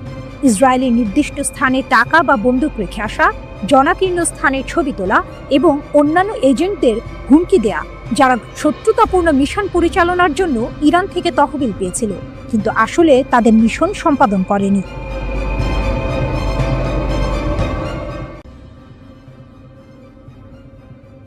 ইসরায়েলের সামরিক ঘাঁটিতে ইরানের ভয়াবহ আঘাত, স্যাটেলাইট তথ্যে চাঞ্চল্যকর মোড়। দীর্ঘ ১২ দিনের সংঘাত শেষে ইসরায়েল দাবি করেছিল ইরানের ছোড়া প্রায় ৮৪% ক্ষেপণাস্ত্রই প্রতিহত করা হয়েছে, কিন্তু স্যাটেলাইট চিত্র যেন ভিন্ন গল্প বলছে। টেলিগ্রামের এক প্রতিবেদন অনুযায়ী ওরেগন স্টেট ইউনিভার্সিটির গবেষকদের বিশ্লেষণ করা স্যাটেলাইট চিত্র থেকে জানা গেছে গত মাসে ইরান অন্তত ৫টি ইসরায়েলি সামরিক স্থাপনায় সফলভাবে আঘাত হেনেছে। এর মধ্যে রয়েছে উত্তর, মধ্য ও দক্ষিণ ইসরায়েলের গুরুত্বপূর্ণ লক্ষ্যবস্তু, এমনকি একটি গোয়েন্দা তথ্য সংগ্রহ কেন্দ্র এবং একটি লজিস্টিক ঘাঁটিও। রাডার স্যাটেলাইট ডেটা, লুকানো সত্যের উন্মোচন। এক চাঞ্চল্যকর তথ্য উঠে এসেছে রাডার স্যাটেলাইট ডেটার ভিত্তিতে। এই ডেটা ক্ষেপণাস্ত্র হামলার সাথে সামঞ্জস্যপূর্ণ বিস্ফোরণের ক্ষয়ক্ষতি স্পষ্টভাবে চিহ্নিত করেছে। ইসরায়েলি সামরিক বাহিনী কঠোর সেন্সরশিপ আইনের কারণে এই হামলার তথ্য আগে প্রকাশ করেনি। এমনকি যোগাযোগ করা হলে ইসরায়েলি সেনাবাহিনী এই বিষয়ে কোনো মন্তব্য করতে অস্বীকৃতি জানিয়েছে। ইসরায়েলি সামরিক সেন্সরশিপ আইন সক্রিয় সংঘাতের সময় সংবেদনশীল নিরাপত্তা তথ্য প্রকাশে কঠোর বিধিনিষেধ আরোপ করে, যা এই গোপনীয়তার মূল কারণ। বিমান প্রতিরক্ষা ব্যবস্থার দুর্বলতা, কৌশলগত বিপর্যয়। টেলিগ্রাফের প্রতিবেদন আরও বলছে, সংঘাতের প্রথম ৮ দিনে ইরানের ক্রমবর্ধমান সংখ্যক ক্ষেপণাস্ত্র ইসরায়েলের বহুল আলোচিত বিমান প্রতিরক্ষা ব্যবস্থায় সফলভাবে প্রবেশ করেছে। বিশ্লেষকরা মনে করছেন সীমিত ইন্টারসেপ্টর ক্ষেপণাস্ত্র সরবরাহ, ইরানের আরও উন্নত প্রযুক্তি অথবা আক্রমণ কৌশলের পরিবর্তনের কারণে এটি ঘটেছে। ইরান ইসরায়েলের বিমান প্রতিরক্ষা ব্যবস্থাকে পরাজিত করার জন্য এক অভিনব কৌশল ব্যবহার করেছে, ড্রোন এবং ক্ষেপণাস্ত্র হামলা। এই কৌশল অনুযায়ী আত্মঘাতী ড্রোনগুলো প্রথমে নিক্ষেপ করা হয়, যা ইসরায়েলি প্রতিরক্ষা ব্যবস্থাকে ব্যস্ত ও বিভ্রান্ত করে তোলে। যখন প্রতিরক্ষা ব্যবস্থা ড্রোনগুলোকে প্রতিহত করতে ব্যস্ত থাকে, তখন মূল ক্ষেপণাস্ত্রগুলো সফলভাবে লক্ষ্যবস্তুতে আঘাত হানে। নাম প্রকাশ না করার শর্তে টেলিগ্রাফকে একজন জ্যেষ্ঠ ইরানি কর্মকর্তা বলেছেন, এই ড্রোন ব্যবহার ছিল ইসরায়েলি প্রতিরক্ষা ব্যবস্থাকে পরাস্ত করার একটি ইচ্ছাকৃত কৌশল। ড্রোন নিক্ষেপের মূল লক্ষ্য হলো তাদের সিস্টেমগুলোকে ব্যস্ত রাখা, ওই কর্মকর্তা বলেন। সংঘাতের অপ্রত্যাশিত বাঁক, ইরানের প্রতিশোধ ও মার্কিন যুক্তরাষ্ট্রের হস্তক্ষেপ। 13ই জুন ইসরায়েলি সরকার ইরানের বিরুদ্ধে বেআইনি আগ্রাসন শুরু করে, যার ফলে অনেক জ্যেষ্ঠ কমান্ডার, পারমাণবিক বিজ্ঞানী এবং সাধারণ নাগরিক নিহত হন। এর প্রতিক্রিয়ায় ইরান 24 ঘন্টারও কম সময়ের মধ্যে ক্ষেপণাস্ত্র ও ড্রোন হামলা চালিয়ে প্রতিশোধ নেয়। এরপর ট্রু প্রমিস ট্রি এর অধীনে ধারাবাহিক প্রতিশোধমূলক অভিযান চালানো হয়। যুদ্ধ আরও তীব্র হয় যখন 22 জুন মার্কিন যুক্তরাষ্ট্র ইসরায়েলের পক্ষে যুদ্ধে প্রবেশ করে। মার্কিন বোমারু বিমান আন্তর্জাতিক আইন লঙ্ঘন করে 3টি ইরানি পারমাণবিক স্থাপনায় আঘাত হানে। এর জবাবে ইরান আত্মরক্ষার জন্য কাতারের আল উদেইদ বিমান ঘাঁটিতে ক্ষেপণাস্ত্র হামলা চালায়, যা পশ্চিম এশিয়ার বৃহত্তম মার্কিন সামরিক বিমান ঘাঁটি। অবশেষে যুদ্ধবিধ্বস্ত ইসরায়েলি সরকার 24 জুন একতরফাভাবে একটি যুদ্ধবিরতি চুক্তি মেনে নিতে বাধ্য হয়।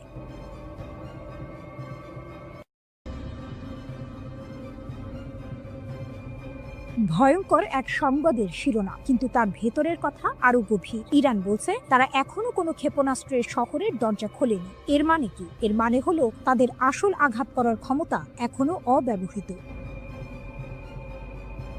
ইরানের নীরব সংকেত যে হামলা এখনো হয়নি। ইরান বরাবরই বলে আসছে তাদের সশস্ত্র বাহিনীর প্রতিটি পদক্ষেপ সুদূর প্রসারী পরিকল্পনার অংশ, তাৎক্ষণিক প্রতিশোধ নয়। যখন ইসরায়েলি দখলদারিত্ব যুদ্ধের শেষ দিনে ইরানের নিরাপত্তা কেন্দ্রগুলোতে হামলা চালায়, তখন বিশ্ব অবাক হয়েছিল ইরানের শান্ত প্রতিক্রিয়ায়। কিন্তু ইরানের এই আপাত নীরবতার পেছনে লুকিয়ে আছে এক গভীর কৌশল।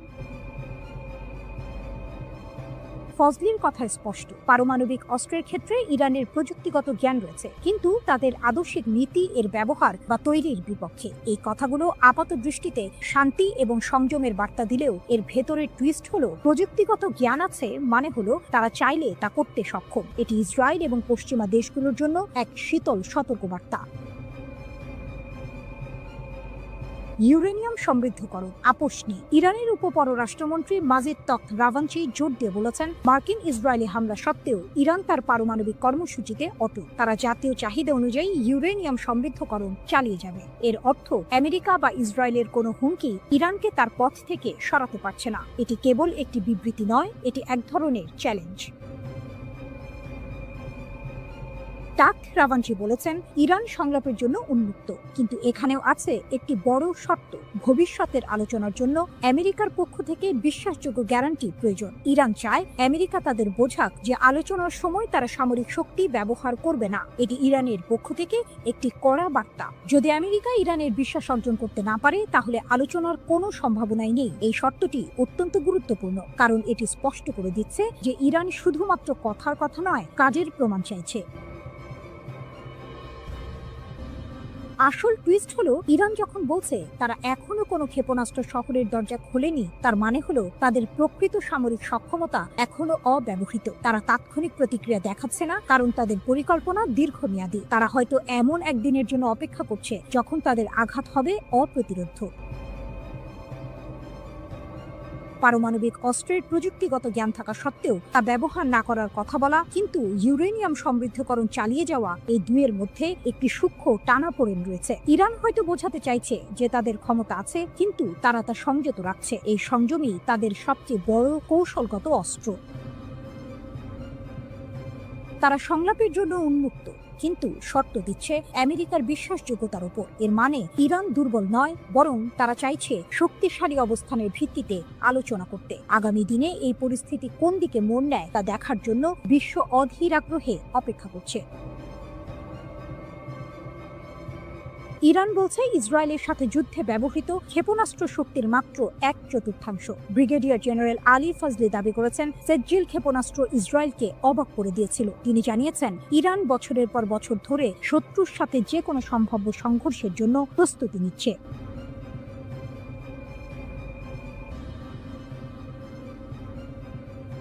ইসরায়েলের কপালে চিন্তার ভাঁজ। ইরান নাকি এবার ধ্বংসাত্মক আর অভূতপূর্ব জবাব দেবে। ইরানের নতুন হুঁশিয়ারি। ইসরায়েলের কপালে কি আছে? মধ্যপ্রাচ্যের রাজনীতিতে আবারও উত্তাপ ছড়িয়েছে। ইরানের শীর্ষ সামরিক কর্মকর্তারা ইসরায়েলের বিরুদ্ধে কড়া হুঁশিয়ারি দিয়েছেন। ভবিষ্যতে কোনো আগ্রাসন চালালে ইরান নাকি জোরালোভাবে লড়াই করবে। তাদের কথা শুনে মনে হচ্ছে এবার পরিস্থিতি আরও গুরুতর হতে চলেছে। ইরানের শীর্ষ সামরিক কমান্ডার মেজর জেনারেল আমির হাতামি জোর দিয়ে বলেছেন যে ইরানের সেনাবাহিনী যে কোনো আগ্রাসনের বিরুদ্ধে কঠিন লড়াই করবে এবং নিজেদের সার্বভৌমত্ব রক্ষা করবে। তিনি গর্ব করে বলেছেন, ইসরায়েলি আগ্রাসনের বিরুদ্ধে ইরানের বিমান প্রতিরক্ষা সফলভাবে প্রতিরোধ করেছে। এমনকি তিনি দাবি করেছেন, ইরানি জনগণ এবং সশস্ত্র বাহিনী আক্রমণের মুখে ঐক্যবদ্ধ ছিল এবং তাদের লক্ষ্য থেকে কখনো পিছপা হয়নি। এই দাবি যদি সত্যি হয়, তাহলে ইসরায়েলের জন্য এটা একটা বড় দুশ্চিন্তার কারণ হতে পারে। ধ্বংসাত্মক ও অভূতপূর্ব প্রতিশোধের হুমকি। আইআরজিসি এর মুখপাত্র ব্রিগেডিয়ার জেনারেল আলী মোহাম্মদ নাইনি আরও এক ধাপ এগিয়ে সতর্ক করেছেন, ভবিষ্যতে যে কোনো হুমকির ক্ষেত্রে ইরান ধ্বংসাত্মক এবং অভূতপূর্ব প্রতিক্রিয়া জানাবে। তার মানে কি? এতদিন যা দেখেছি তা কিছুই নয়। ইরান কি সত্যিই এমন কিছু করে দেখাবে যা বিশ্ব আগে কখনো দেখেনি? যুক্তরাষ্ট্রের হামলা যুদ্ধের গতি বদলেছে কি? এদিকে ইরানে যুক্তরাষ্ট্র ও ইসরায়েলের যৌথ আগ্রাসনের বহু মাত্রিকতা বিশ্লেষণে রুশ একাডেমি অফ সায়েন্সের ইনস্টিটিউট অফ ওরিয়েন্টাল স্টাডিজের গবেষক লানা রাওয়ান্ডি ফাদাই বার্তা সংস্থা মেহেরের সঙ্গে বিস্তারিত কথা বলেছেন। রুশ বিশ্লেষকের মতে পারমাণবিক স্থাপনায় মার্কিন হামলা ছিল মূলত সাজানো নাটক। পশ্চিমা মিডিয়ায় তা রীতিমতো ন্যায়কোচিতভাবে স্থাপিত হয়, তবে বাস্তবে এর সামরিক রাজনৈতিক প্রভাব তেমন ছিল না। এটি ছিল হয়তো একটি থিয়েট্রিক্যাল গ্র্যান্ড ফিনালে, যা সংঘাত গরম হয়ে ওঠার আগে একটি সুন্দর সমাপ্তি এনে দেয়। শেষ পর্যন্ত উভয় পক্ষ যুদ্ধবিরতিতে সম্মত হলো কেন? রাওয়ান্দি বলেন, হামলা পাল্টা হামলায় উভয় পক্ষই প্রচণ্ড ক্ষতিগ্রস্ত হচ্ছিল। ইসরায়েল মার্কিন সহায়তায় আকাশ প্রতিরক্ষা বজায় রাখলেও ইরানের ক্ষেপণাস্ত্র হামলা প্রতিহত করা যাচ্ছিল না। তাদের ক্ষেপণাস্ত্র ও সামরিক সরঞ্জামের ঘাটতি ক্রমেই স্পষ্ট হচ্ছিল।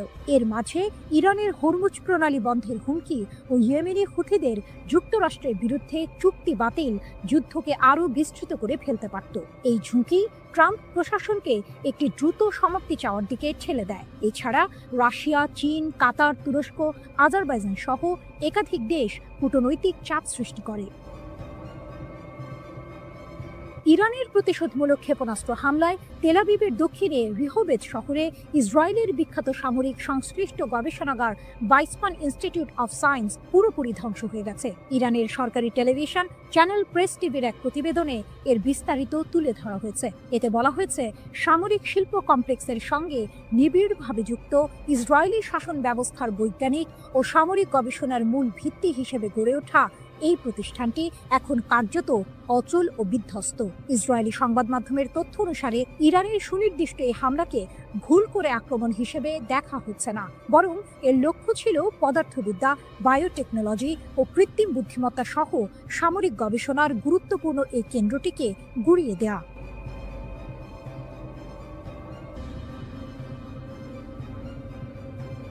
গরম খবর, আবারও উত্তপ্ত মধ্যপ্রাচ্য। ইসরায়েল যদি ফের কোনো ভুল করে তাহলে নাকি আরও কঠিন থাপ্পড় খাবে, এমনটাই হুমকি দিলেন ইরানের শীর্ষ জেনারেল আব্দুর রহিম মুসাভি। শুনে মনে হচ্ছে এবার বুঝি আর ছোটখাটো হুমকি নয়, আসল যুদ্ধের দামামা বাজছে। লেবাননের একটি টিভি চ্যানেলে দেওয়া সাক্ষাৎকারে ইরানের সশস্ত্র বাহিনীর প্রধান major general Abdur Rahim Musavi সরাসরি হুমকি দিয়েছেন ইসরায়েলকে। তার কথা পরিষ্কার, গত মাসে ইসরায়েল আর আমেরিকার হামলার জবাবে ইরান নাকি তাদের সব শক্তি ব্যবহার করেনি, অর্থাৎ যা হয়েছে তা নাকি ছিল শুধুই ট্রেলার। যদি ইসরায়েল আবার একই ভুল করে তাহলে ইরান জাতি আর তাদের সেনাবাহিনী নাকি ইসরায়েলকে আরও কঠিন থাপ্পড় দেবে। 13ই জুন ইসরায়েল বিনা প্ররোচনায় ইরানের ওপর হামলা চালায়। সেই হামলায় সামরিক কমান্ডার থেকে শুরু করে পরমাণু বিজ্ঞানী, এমনকি সাধারণ মানুষও মারা যান। এর এক সপ্তাহ পর যুক্তরাষ্ট্র যুদ্ধে নেমে পড়ে। আন্তর্জাতিক আইন, জাতিসংঘ সনদ সবকিছু তোয়াক্কা না করে তারা ইরানের 3টি পরমাণু স্থাপনায় বোমা হামলা চালায়। যখন ইসরায়েল আর যুক্তরাষ্ট্র হামলা চালাচ্ছে তখন কি ইরান চুপচাপ বসেছিল? মোটেও না। প্রতিশোধ হিসেবে ইরানের সশস্ত্র বাহিনী ইসরায়েলের দখলে থাকা কৌশলগত স্থাপনাগুলোতে আঘাত হানে। এখানেই শেষ নয়, পশ্চিম এশিয়ার সবচেয়ে বড় মার্কিন সামরিক ঘাঁটি কাতারের আল উদেইদ মার্কিন ঘাঁটিকেও তারা টার্গেট করে। এটা শুনে নিশ্চয়ই অনেকেই অবাক হচ্ছে। ইরান এতদিন ধরে শুধু হুমকি দিয়ে আসছিল, কিন্তু এবার তারা সরাসরি পাল্টা হামলা চালিয়েছে। 24 জুন ইরান সফলভাবে প্রতিশোধমূলক অভিযান চালিয়ে ইসরায়েল এবং যুক্তরাষ্ট্রের হামলা বন্ধ করতে সক্ষম হয়। শীর্ষ জেনারেলের দাবি, ইসরায়েল নাকি যুদ্ধবিরতির জন্য অনুরোধ করতে বাধ্য হয়েছিল যাতে তারা নিজেদের গুছিয়ে নিতে পারে। এই তথ্য যদি সত্যি হয় তাহলে পরিস্থিতি কিন্তু আরো ঘোলাটে, কারণ এতদিন আমরা যা জেনে এসেছিলাম তার চেয়ে আসল চিত্রটি হয়তো আরো ভিন্ন। যুক্তরাষ্ট্রের প্রত্যক্ষ সমর্থনেই মূলত ইরানে হামলা চালায় যুদ্ধবাজ ইসরায়েল। তবে পরের দিকে এই আগ্রাসন প্রবল প্রতিরোধের মুখে পড়ে এবং শেষ পর্যন্ত আন্তর্জাতিক কূটনীতির মাধ্যমে একটি যুদ্ধবিরতিতে পৌঁছায়। অপ্রকাশিত ক্ষমতা ও নতুন পর্যায়। মেজর জেনারেল মুসাভি আরও সতর্ক করেছেন, যদি যুদ্ধ দীর্ঘায়িত হয় এবং একটি নতুন পর্যায়ে প্রবেশ করে, তাহলে ইসরায়েল নাকি ইরানের এমন ক্ষমতা দেখতে পাবে যা এখনো কাজে লাগানো হয়নি। অর্থাৎ ইরান নাকি তাদের আসল শক্তি এখনো দেখায়নি। তিনি এটাও বলেছেন, বছরের পর বছর ধরে ইসরায়েল আর তাদের সমর্থকরা ইরানের ওপর আঘাত হানার জন্য শক্তি সঞ্চয় করে আসছে। তাদের উদ্দেশ্য হলো পরমাণু ইস্যুকে অজুহাত হিসেবে ব্যবহার করে ইরানকে বিভক্ত করা। কিন্তু ইরান তাদের মৌলিক নীতি থেকে কখনো সরে আসবে না, যার মধ্যে ফিলিস্তিন ও তাদের জনগণের প্রতি সমর্থনও রয়েছে। তাহলে কি ইসরায়েল আর ইরান আবারও একটি বড় যুদ্ধের দিকে এগোচ্ছে?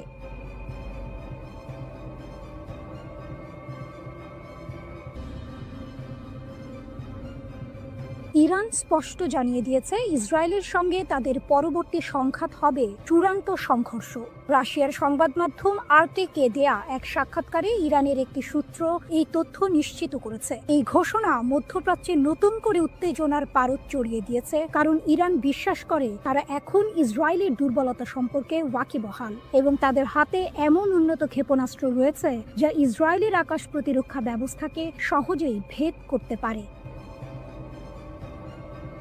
গত 13ই জুন ইসরায়েল ইরানের ওপর হামলা চালায়। ইহুদিবাদী দেশটির দাবি ছিল তেহরান পারমাণবিক বোমা তৈরির শেষ পর্যায়ে পৌঁছে গেছে। এই হামলায় ইরানের পারমাণবিক ও সামরিক স্থাপনাগুলো ক্ষতিগ্রস্ত হয়, শত শত মানুষ এবং পারমাণবিক কর্মসূচির সঙ্গে জড়িত বেশ কয়েকজন উচ্চ পদস্থ সামরিক কর্মকর্তা ও বিজ্ঞানী নিহত হন। এরপর 22 জুন যুক্তরাষ্ট্র ইরানের 3টি পারমাণবিক স্থাপনায় হামলা চালায়, যার মধ্যে ছিল নাতানজ ও ফোর্দোর ইউরেনিয়াম সমৃদ্ধকরণ কেন্দ্র।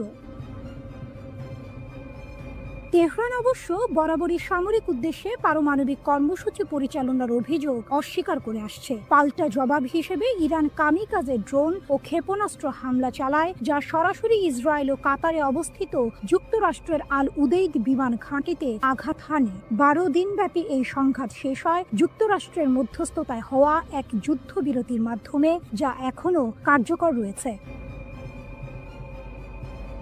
ইসরায়েলের দুর্বলতা উন্মোচিত। আরটিকে দেওয়া মন্তব্যে তেহরানের সূত্রটি জানায়, সাম্প্রতিক উত্তেজনার সময় ইরান ইসরায়েলি শাসনের দুর্বলতা শনাক্ত করতে পেরেছে। এটি একটি চাঞ্চল্যকর দাবি যা ইসরায়েলের প্রতিরক্ষা সক্ষমতা নিয়ে প্রশ্ন তুলেছে। সূত্রটি আরও দাবি করে যে ইরানের কাছে এখনো নতুন প্রজন্মের হাজার হাজার ক্ষেপণাস্ত্র রয়েছে এবং যুদ্ধ শুরু হলে প্রতিদিন অন্তত কয়েকশো ক্ষেপণাস্ত্র ইসরায়েলের দিকে ছোঁড়া হবে। যদি এই দাবি সত্য হয়, তাহলে ইসরায়েলের আকাশ প্রতিরক্ষা ব্যবস্থার জন্য এটি এক বিশাল চ্যালেঞ্জ হবে। এমনকি উন্নত আয়রন ডোমও এত সংখ্যক ক্ষেপণাস্ত্র মোকাবিলায় কতটা সফল হবে তা নিয়ে সন্দেহ থেকেই যায়। এই সংঘাতের জন্য ইরান শুধু সামরিকভাবেই প্রস্তুত নয়, বরং অভ্যন্তরীণ সমর্থনও পাচ্ছে বলে দাবি করা হয়েছে। সূত্রটি জানায়, দেশের জনগণ এবং প্রবাসী ইরানিদের কাছ থেকে সরকার অভূতপূর্ব সামাজিক সমর্থন পাচ্ছে। এটি নিঃসন্দেহে তেহরানের আত্মবিশ্বাস বাড়াচ্ছে। যদিও ইরান জানে যে যে কোনো সংঘাতে যুক্তরাষ্ট্র ইসরায়েলের পাশে দাঁড়াবে, তবুও তেহরান এই চ্যালেঞ্জ মোকাবিলা করতে প্রস্তুত বলেও উল্লেখ করা হয়েছে। খামেনির দাবি ও ট্রাম্পের হুঁশিয়ারি। ইরানের সর্বোচ্চ নেতা আয়াতুল্লাহ আলী খামেনি তার সামরিক জবাবের বিষয়ে বলেন, ইসরায়েলি রাষ্ট্র কার্যত ধ্বংসপ্রাপ্ত ও নিষ্ক্রিয় হয়ে পড়েছিল। তার মতে, যুক্তরাষ্ট্রের হস্তক্ষেপ না হলে ইহুদিবাদী শাসন পুরোপুরি ধ্বংস হয়ে যেত। এটি ইরানের পক্ষ থেকে একটি বড় সড় দাবি যা ইসরায়েলের সামরিক সক্ষমতা নিয়ে গুরুতর প্রশ্ন তৈরি করে।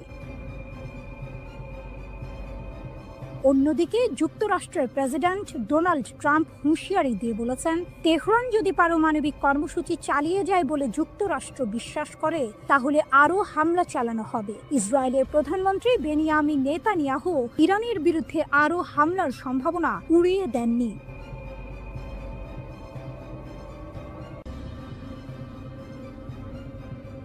মোসাদ এজেন্টদের জালে ইরান, বিপুল অস্ত্রসহ গ্রেপ্তার 50। মাত্র 2 সপ্তাহে ইরান 50 জন মোসাদ এজেন্টকে গ্রেপ্তার করে বিশ্বকে চমকে দিয়েছে। ইরানের Islamic Revolutionary Guard Corps IRGC দক্ষিণ পূর্বাঞ্চলীয় সিস্তান ও বালুচেস্তান প্রদেশে এই এজেন্টদের আটক করেছে। শুধু তাই নয়, তাদের কাছ থেকে মার্কিন তৈরি অত্যাধুনিক অস্ত্রশস্ত্র ও সামরিক সরঞ্জাম জব্দ করা হয়েছে।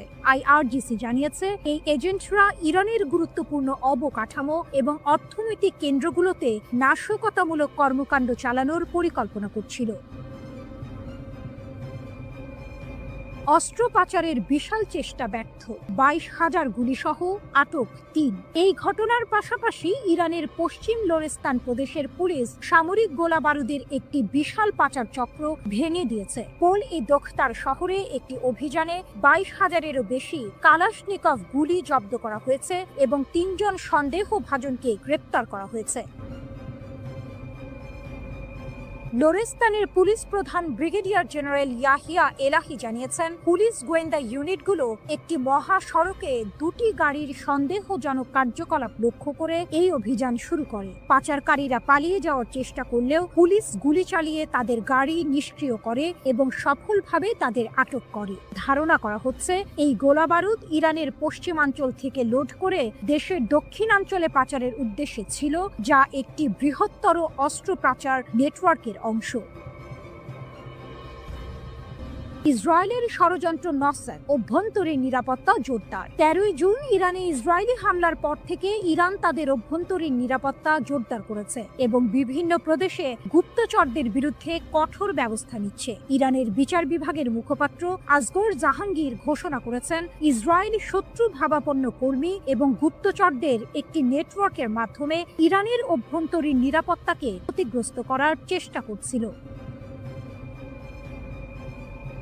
তাদের লক্ষ্য ছিল সামরিক হামলার পাশাপাশি দেশে বিশৃঙ্খলা ও নাশকতামূলক কর্মকাণ্ড চালানো। জাহাঙ্গীর দৃঢ়তার সাথে বলেছেন যে বিচার বিভাগীয় এবং নিরাপত্তা সংস্থাগুলোর সিদ্ধান্তমূলক পদক্ষেপের কারণে এই সমস্ত ষড়যন্ত্র ব্যর্থ করা হয়েছে। তিনি আরও জানান, বিশ্বাসঘাতকদের বিচার করতে এবং ইসরায়েলের সাথে যুক্ত ভার্চুয়াল অ্যাকাউন্টগুলো ট্র্যাক করার জন্য প্রদেশগুলোতে বিশেষ বিচার বিভাগীয় শাখা খোলা হয়েছে।